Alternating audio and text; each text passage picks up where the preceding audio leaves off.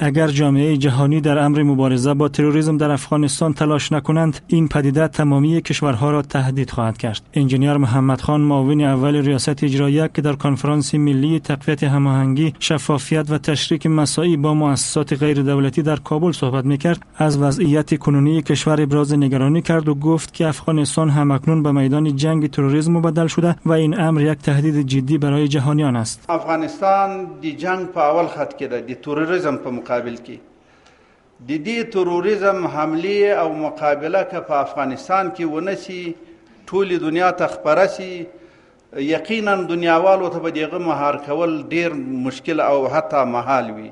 آقای محمد خان وضعیت کنونی اقتصادی کشور را نیز نگران کننده دانسته نقش مؤسسات غیر دولتی به ویژه مؤسسات خارجی را برای تطبیق برنامه‌های انکشافی بسیار مهم و ارزنده خواند و از نهادها و مؤسسات غیر دولتی خواست که به شفافیت و حسابدهی در تطبیق برنامه‌ها و مصارف پایبند باشند.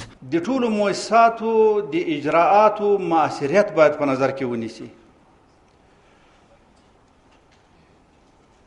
ټول د ورورګلوي په فضا کې دې ته دعوت کوي په کار کې باید شفافیت او حسابدهی باید موجوده وي.